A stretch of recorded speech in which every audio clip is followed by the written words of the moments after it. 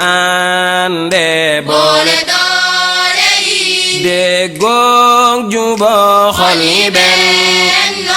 àndandoo joow suñu gaal muy su amee réew mi daana neex. spécial waajal gàmmu 2022 ak Thiénaba TV xibaar yi gàmmu Thiénaba tey ci bis bi nga xam ne mooy talaata ñeenti fan ci weeru octobre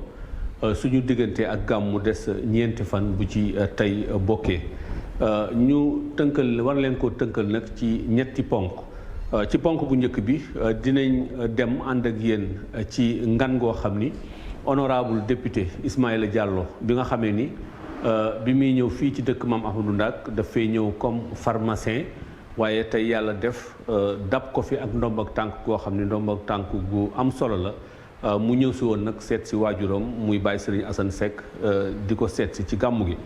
ñaareelu ponk bi intervention boo xam ni Sonatel mi yombal wàllu jokkalante gi ñoom indi nañ fi équipe ñu doon xool ci wàllu réseau bi xool nan la ñuy def ba mu gën a mën a jekk. ñetteelu ponk bi fédération bii di fédération daayira Tidiane bu Thiénaba bi nga xamee ni ki ko jiite mooy Serigne As Seck borom ndigal ak Serigne Adama Seck waaye président fédération ba di Serigne Souleymane Gueye dinañ ko déglu moom Serigne Souleymane Gueye ñëw ak moom ay laaj ak tontu ci wàllu waajtaay yi ak naka la gàmmu gi di doxee ak fédération des daayira Tidiane bu Thiénaba. kon ñetti ponk yooyu la ñuy war a ñëwaat ak yéen ci seen xibaari gàmmu Thiénaba yi nga xam ni ñeenti fan moo des ci gàmmu tey ci talaata ji dañ naan tekk rek ni tuuti ñu ñëwaat macha allah faram-fàcceel leen ñetti tomb yooyu. ande boole doole yi déggoog juboo xol yi benn àndandoo joow suñu gaal muy su amee réew mi daana neex. mbokk yi asalaamualeykum wa rahmatullahi wa barakaatuhu ñu ngi sant yàlla di julli Seydina Muhammad sallallahu alayhi wa sallam nuyu mbokk téléspectateur u Thiénaba TV ak internet yi nga xamee ni saa su nekk ñu ngi am mbégte di ñu seetaan ñu ñëw ak yéen ci spécial waajal gàmmu 2022 ak Thiénaba TV. xibaar yii di xibaar yi gàmmu tey ci talaata ji ñeenti fan ci weeru octobre nga xam ne suñu diggante ak gàmmu bu ci tey bokkee ñeenti fan lay nekk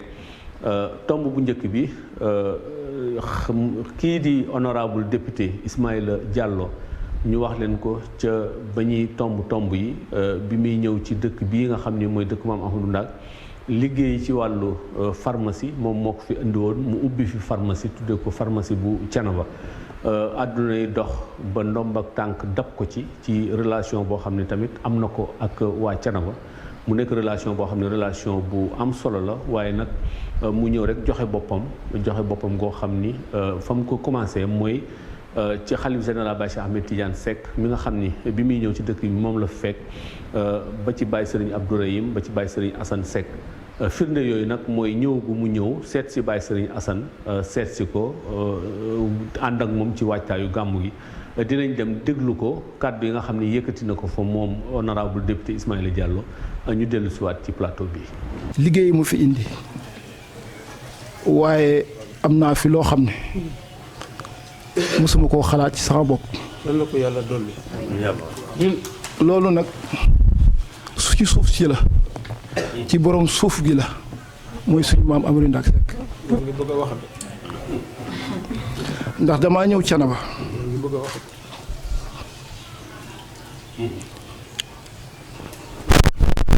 àjjuma bu ma njëkk a julli fii sëñ Bataar mi moo ko jiite.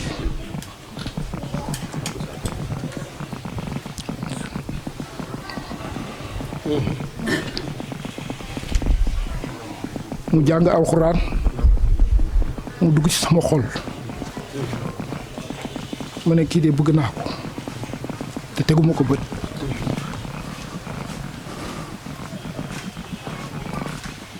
adduna di dox ma nekk fii ci pharmacie bi jàpp sama njàmbur di liggéey yónnente xëcc suñu diggante maanaam muy dégg ne man am naa cofeel ci moom moom itamit muy yónnee naan fu mu ko yegg rek yegg dama fa te gisante wuñ àdduna di dox ba yàlla boole ñu gisee toog waxtaan mu digal ma mu wax ma dégg ma ne ko man de 2013 laa fi ñëw am lu ma gis Thiénaba nag ci wàllu diine ma ne ko man de dama mel ni dama ñëw ca nabi mu ne ma déedéet dangaa ñëw ca néeba dangaa ñëw ca néeba kaa ñu xamal la nabi kaa ñu xamal la diine loolu nag laa sàlloo boobu ba tey ba yàlla defal ma li may defal fii beneen mag waxoon na ma yàlla di boole ma ak ay mag nag fii ci biir Thiénaba ñu may fekk ca pharmacie bi di ma won yoon wi di ma wax yoon wi ma tegu ca rek bañ a wàcc te ne woon nañu itam boo defee la nga war a def fii ci suufu Thiénaba lana dana lu ne dina la fi fekk te alhamdulilah lu ne fekk na ma fi lu ne fekk na ma fi mu nekk loo xam ne nag mbubb bu ñu sol la saa fu ñu dem fu ñu munti dem ci Sénégal suñu laajee suñu adresse ñu siggi xool ñu ne Thiénaba ñu siggi xool loolu yoon waa tax loolu yoon waa tax ñu koy sagoo nag di ko ndamoo lool di la sagoo di la ndamoo fu ñu toll ndax yoon wi la tey jii ab titre fekk na ma fii Thiénaba mooy député te bu yemoon ca docteur ba itam sant naa yàlla lool fii ci Thiénaba titre bi am na waaye luy jeex la xëy na sax moo tax sax mu demee nii waaye li ma waroon fii dama koy def te daaw ma ci boole lii yëpp waaye titre bi moom moo xëy na indi lii te war naa ko tiitaroo nag sagoo ko ndax yow mii war naa ko tiitaroo sagoo ko ndax waa Thiénaba yi ma jàpp war naa ko tiitaroo sagoo ko ndax li ma waxoon xaaral ñoo won nañ ma ne lii laa waroon a xaar kon nag dama koy tiitaroo ànd koog yow di ko tiitaroo ànd koog doomu Thiénaba yi ma jàpp di ko tiitaroo ak kilifa yi fi nekkoon jàppoon ma lool di ko tiitaroo ndax ñoom ñëpp seen yaa njegg na ci moom di wëlbatiku di leen ñaanal yàlla Baye Cheikh maa ngi koy ñaanal yal na ko yàlla xaare àjjana Baye Abdourahim xam naa fu mu tolloon ca man maa ngi koy ñaanal yal na ko yàlla xaare àjjana suñu Baye Gora Mbaye mii génn àdduna ba démb maa ngi koy ñaanal bu baax a baax a baax a baax lépp lu mu defoon ca yoon wa yal na ko yàlla fay fu mu ne yow suñu baay suñu kilifa ñoo ngi lay ñaanal mission bi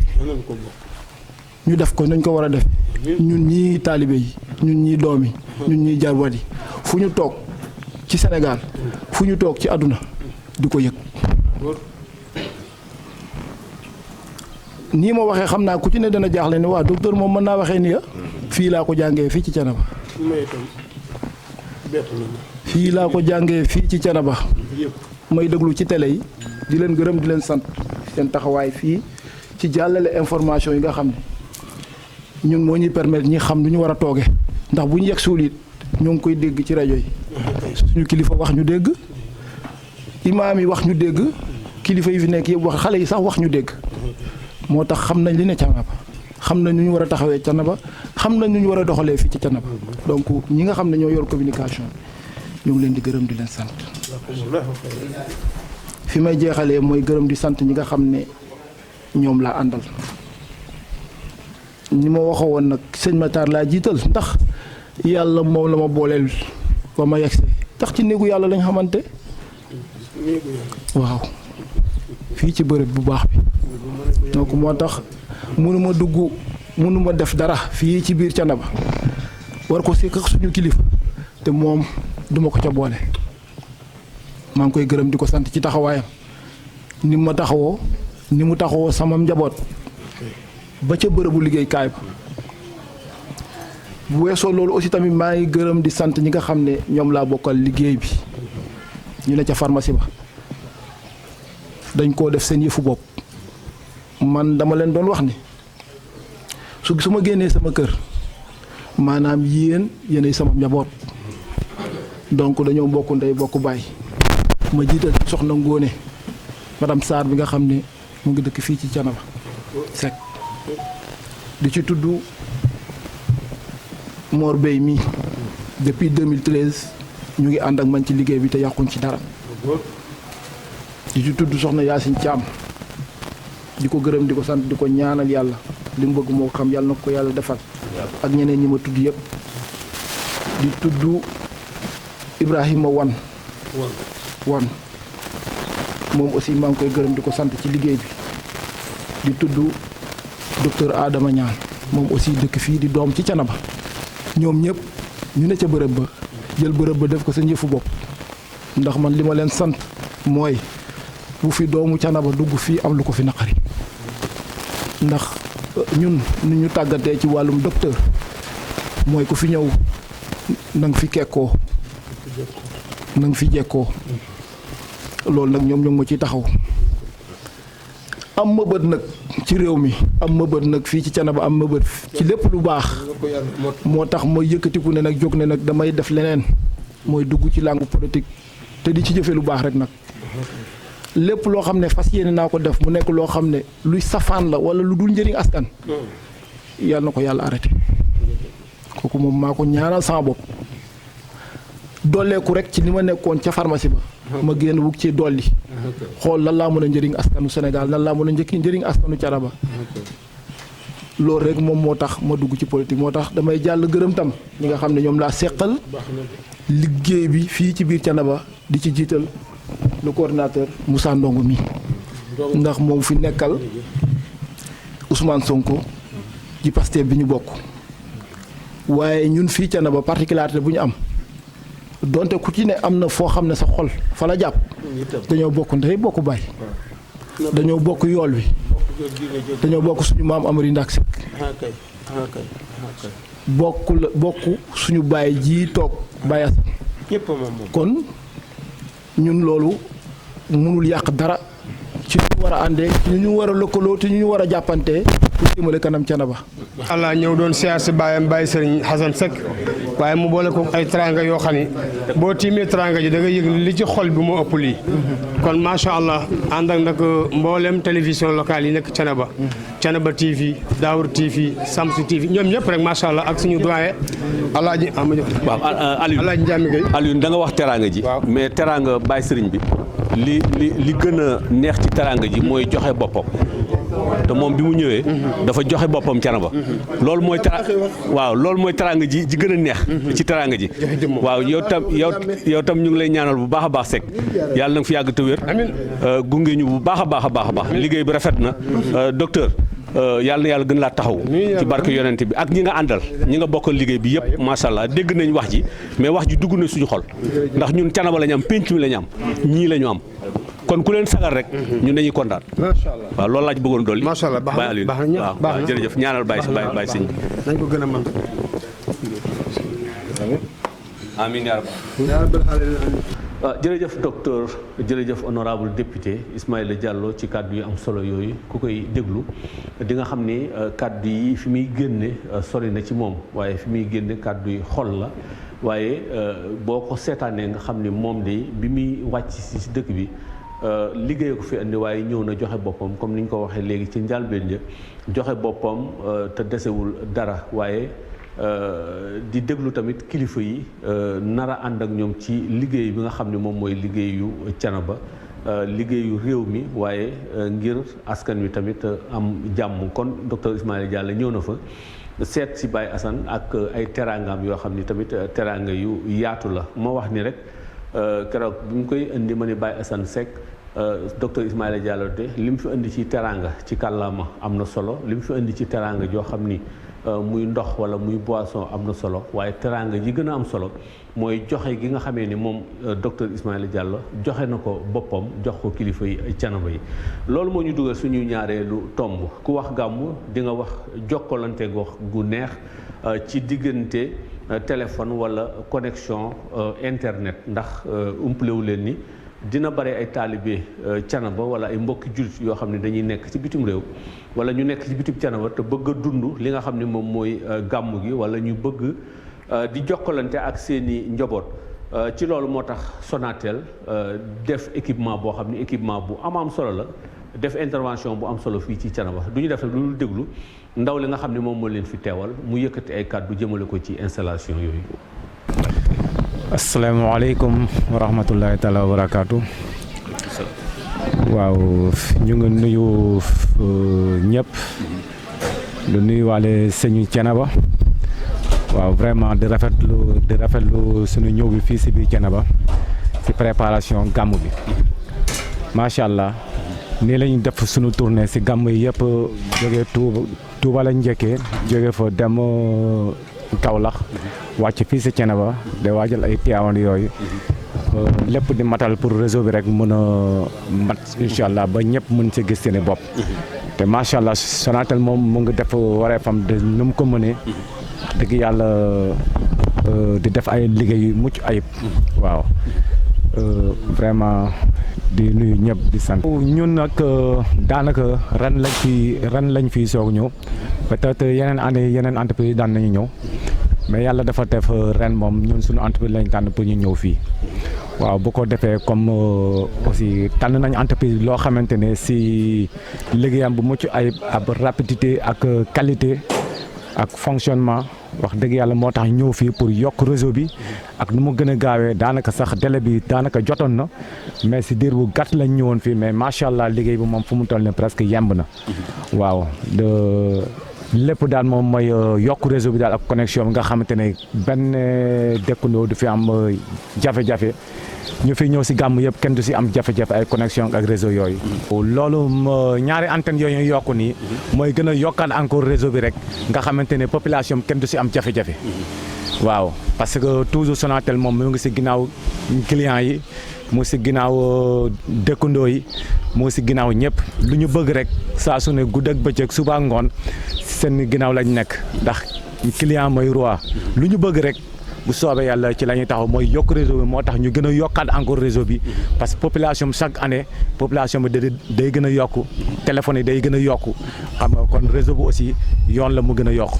waaw looloo waral ñuy samp fi ñaari antennes yi pour gën a yokkaat encore réseau bi nga xam ne réseau bi du am problème du am saturation yoo xamante ne daal kenn du si am jafe-jafe. loolu mooy sunu mbébét loolu mooy sunu bëgg-bëgg. ndax fu mu toll nii comme li ma la waxee nii Kaolack lañ jógee ñëw wàcc fii te incha allah ñu ngi jëm Tivaouane ak Ndiassane waaw kon daanaka presque installation moom daanaka yemb na ndax diir yu gàtt lañ fi ñëwee mooy lundi bi passé mais def nañ sum kenn kattan ba nga xamante ne daal vraiment délai bi ñu mayoon assuré nañ ko ba nga xamante ne daal ñu mun a xool yeneen dëkk yi pour mun a sukkandiku si kii vraiment di tàggatoo di naan vraiment yal na jàmm yàgg si réew mi. jàmm yàgg si àdduna bi jàmm yàgg ci di ñaanal sëriñ bi aussi yàlla na fi gudd fan yàlla may ko wér ak wér lépp di ñaanal liggéeykat yi wax dëgg yàlla ñoom it ay jàmbaar lañ macha allah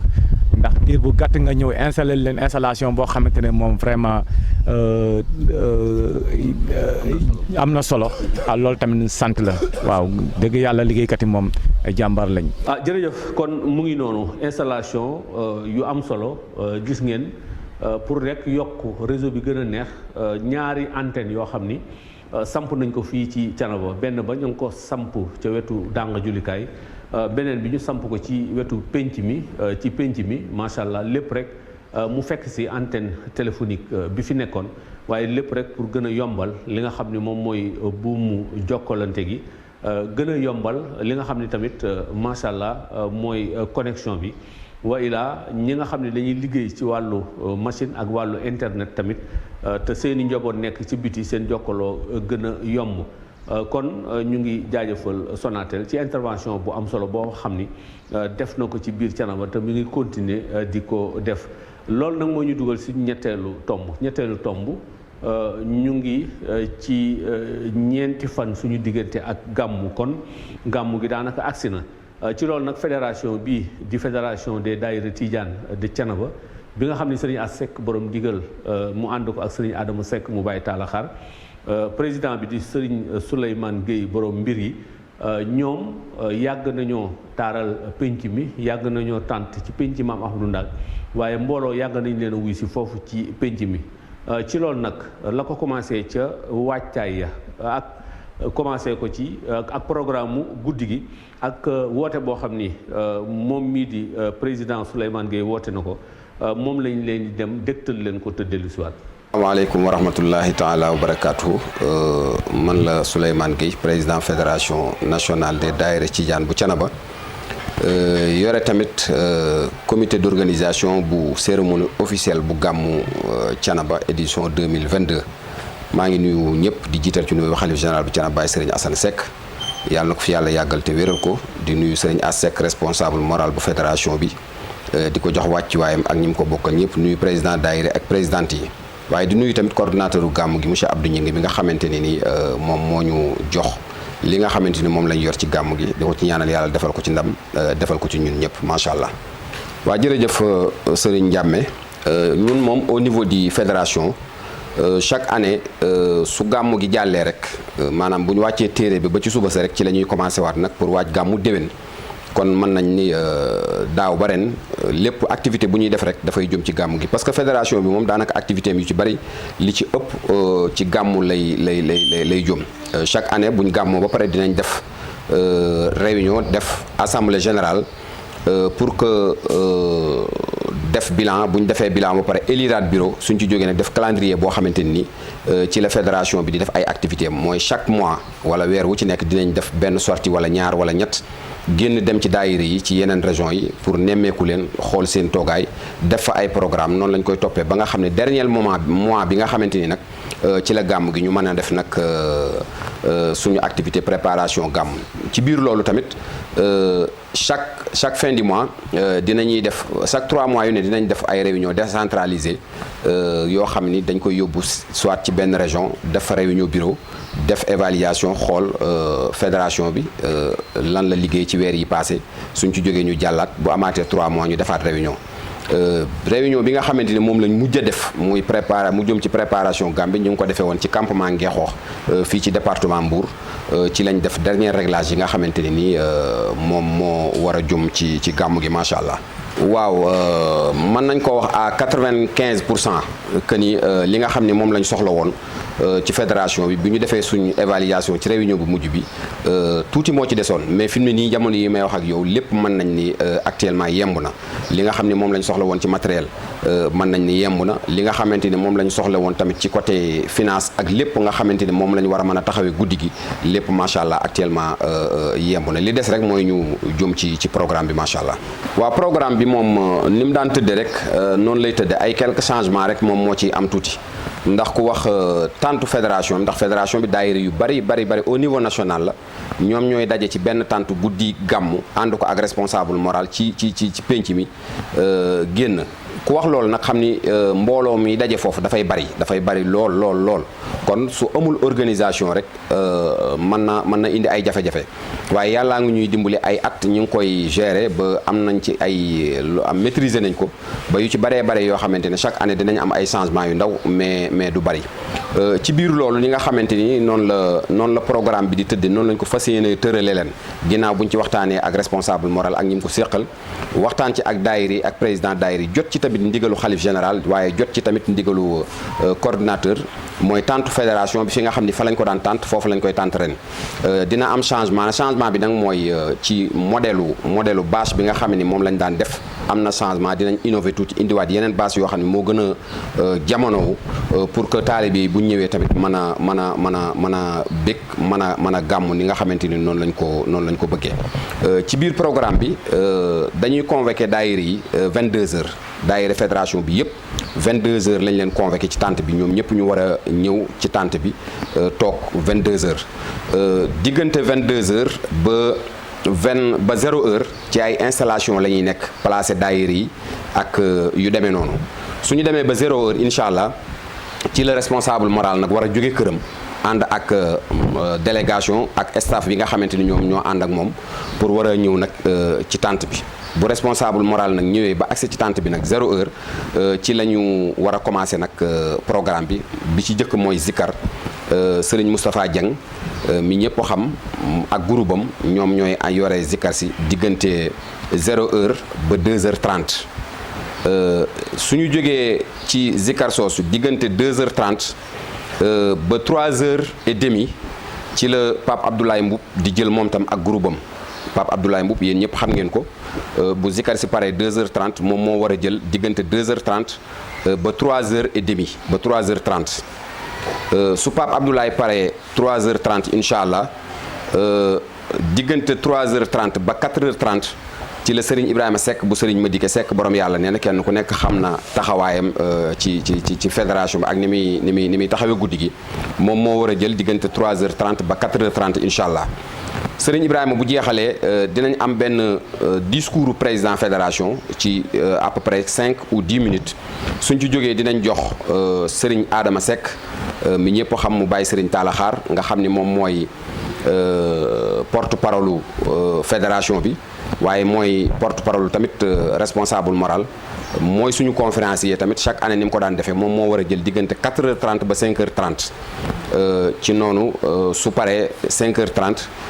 ñu jox le responsable moral Serigne Asek borom ndigal moom moo war a jël nag 5h30 ba kera ñuy jeexal macha allah. ci biir loolu tamit ci organisation bi Serigne Ndiame kenn ku nekk xam na ni xalif général bu Thiénaba Baye Serigne Assane ren ñaan nañ ko comme ni ñu ko Baye Cheikh Ahmed Tidiane daan defale Baye Abdourahim daan ñu ko defale bu ñu demee ba àgg 1h du matin ci guddi mu génn si ci tente bi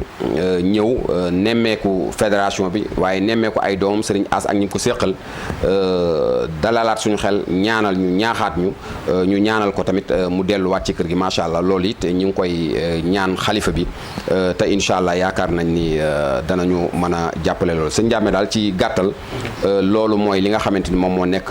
programme fédération bi ci guddi juddu yonent bi sallallahu alayhi wa sallam. waa appel bi ñuy def ci ñi nga xam ne bokkuñu ci fédération bi te nekk ay taalibe te nga xam ne chaque année wax dëgg yàlla ñoom ñëpp ci tànt bi lañ daan fanaan mooy ñi ngi ñaan daal ñoom ñëpp ñu teel a ñëw tey ku ci mën a ñëw te sol yëre bu weex tamit moom moo ñu gënal. loolu ñu ngi koy ñaan képp koo xamante ne taalibe nga di ñu dégg moo xam nga nekk Thiénaba wala nga nekk biir réew wala bitim réew te bëgg a fanaan ci tànt fédération bi ñu ngi lay ñaan nga teel a ñëw ñu mën laa installé nga sol tamit yëre bu weex te it ñi ngay fekk tamit ci buntu bi instruction yi nga xam ne moom lañ leen jox it tamit képp koo xamante ni moo xam sax ci fédération bi wala bokkoo ci fédération bi soo accès ci buntu bi lañ lay wax nga dimbali ñu li laay war a sul tamit nga def ko macha allah. waaw jërëjëf Serigne Ndiame beneen point bi nga xam ni moom nga bëgg ñu waxtaan ci tamit mooy wàcce téere bi ñu bari di ko wax naan cérémonie officielle waaye Thiénaba ñoom wàcce téere lañ xam bu ñu gàmmoo ba ca suba sa ci tàkkusaan gi ñu war a daje ci pénc bi nga xam ne taalib yëpp dañ fay daje foofu it ren yàlla def ñu dénk mu organisation cérémonie officielle bi mu nekk tamit loo xam ni mën nañ ni jafe na waaye jafewul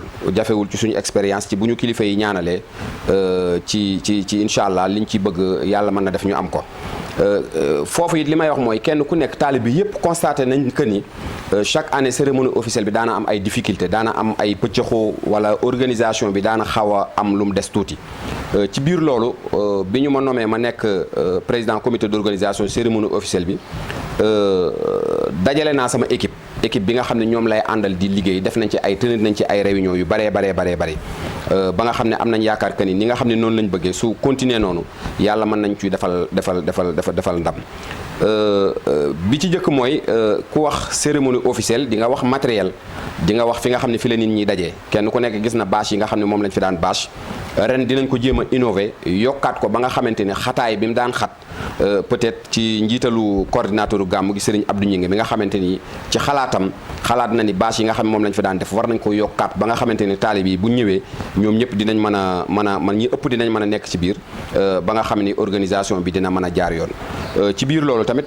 matériel yi ñi ngi koy installé yëpp mi ngi yemb macha allah ñi ngi ci fii ak balaa 2 jours avant gàmm yaakaar nañ ni dinañ pare ci loolu mais ci biir comité d'organisation bi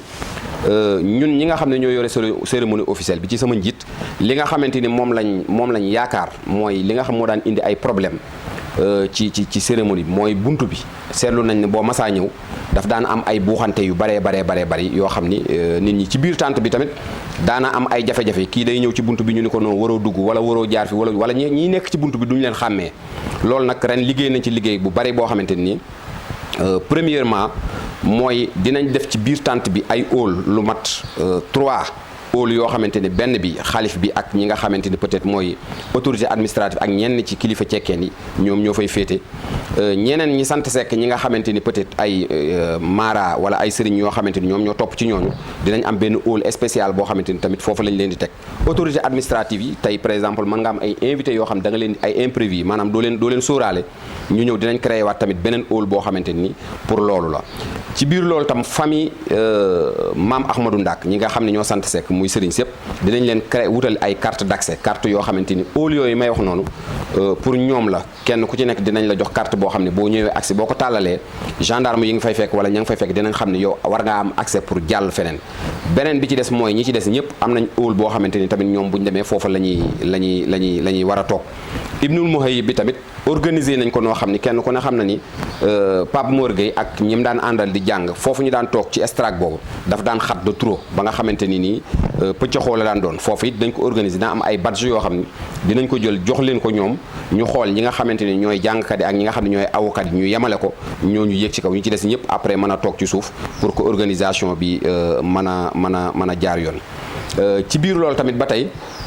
problème bi ñu doon constaté mooy tey par exemple ñi sant Seck da nga ciy gis benn xalif boo xamante ni day jóge këram mais day ànd ak fuul bu mag ñëw ci tànt bi loolu nag commencé nañ ci déjà di ci def ay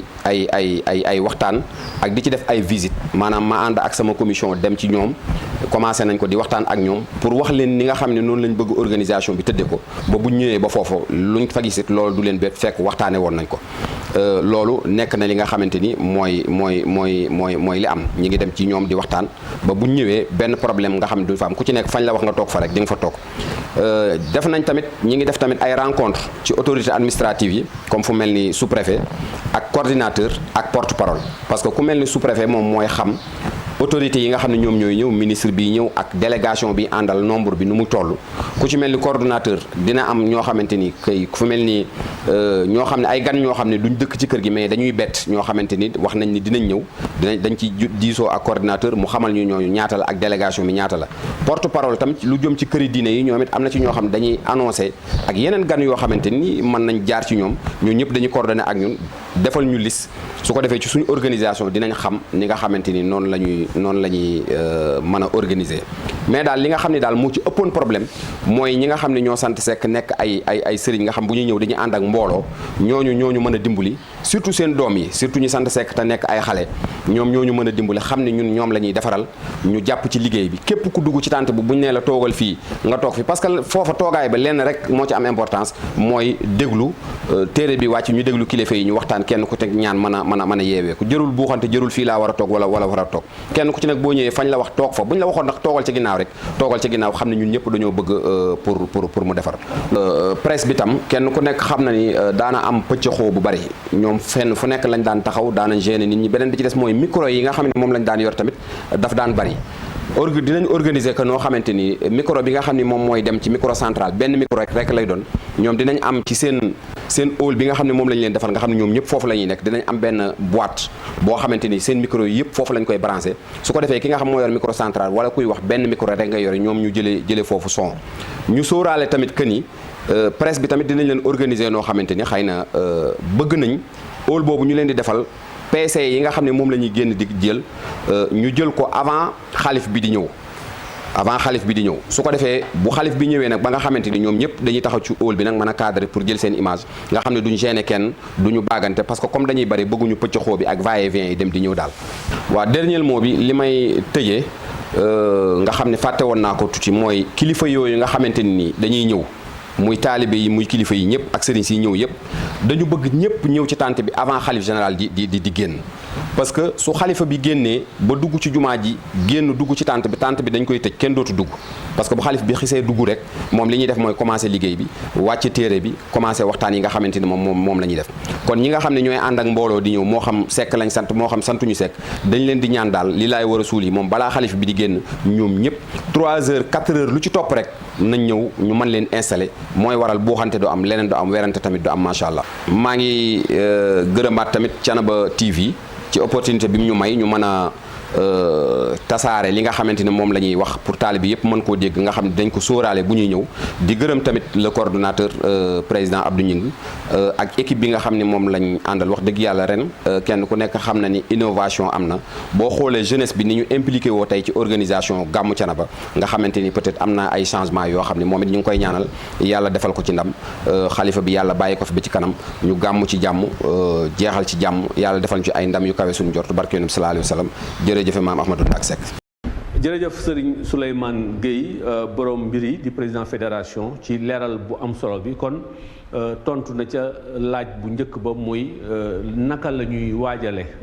gàmmu gi mooy waajtaay yi ca weer yu njëkk ya mu wax ni ginnaaw bu gàmmu gi tasee rek ñu ñaan ba dem noppalu ji bu ñu xëyee ca suba ci la ñuy commencé waajal nag jëmale gàmmu déwén. kon gàmmu gi daaw lañ ko commencé di ko waajal waaye ñëw na ci wàllu programme mu gàmmu gi